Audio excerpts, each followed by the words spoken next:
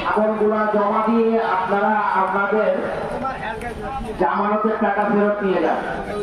ব্যাপারী ভাইদের উদ্দেশ্যে বলছি, ছাগল জমা দিয়ে আপনারা আপনাদের জামানতের টাকা ফেরত নিয়ে যান।